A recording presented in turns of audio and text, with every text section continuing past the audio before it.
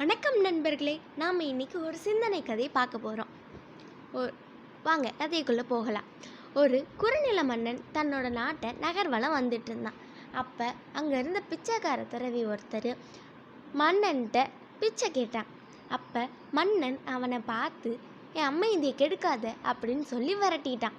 உடனே பிச்சைக்கார துறவி, உங்களோட அமைதி கெடக்கூடிய நிலைமையில் இருந்தால் அது அமைதியே இல்லை அப்படின்னு சொன்னான். உடனே மன்னன் சுதாரிச்சுக்கிட்டான். அவர்கிட்ட பிச்சை கேட்குறவர் பிச்சைக்காரர் இடத்துல இருக்கிற ஒரு துறவி அப்படிங்கிறத புரிஞ்சுக்கிட்டு, துறவியே உங்களுக்கு என்ன வேணுனாலும் என்கிட்ட கேளுங்க அப்படின்னு சொன்னான். அதுக்கு அந்த பிச்சைக்காரன், நான் கேட்பதை உங்களால் கொடுக்க முடியாது அப்படின்னு சொல்ல, அதை கேட்ட உடனே மன்னனுக்கு கோபம் பொத்துட்டு வந்தது.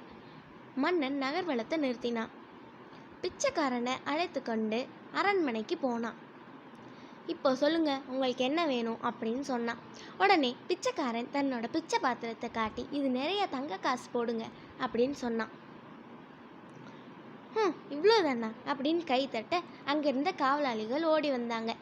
உடனே தாம்பலம் நிறைய காசு வந்தது. மன்னன் தன்னோட கையாலேயே தங்க காசை அள்ளி அள்ளி பிச்சைக்காரத்தோட பாத்திரத்தில் போட்டான். ஆனால் அந்த பாத்திரம் நிறையவே இல்லை. கஜானாவில் இருந்த அத்தனை தங்க காசையும் போட்டும் பாத்திரம் நிறையலை. கடைசியில் மன்னன் அவகிட்ட சரணாகதி அடைஞ்சான்.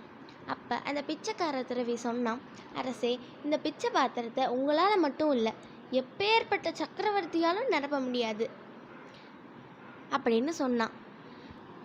அப்படியா, ஏன் நிரப்ப முடியாது அப்படின்னு மன்னன் கேட்டான்.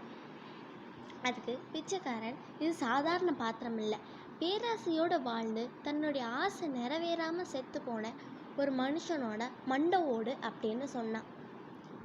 ஆக நண்பர்களே, ஆசையை அடக்கி வைக்கணும்,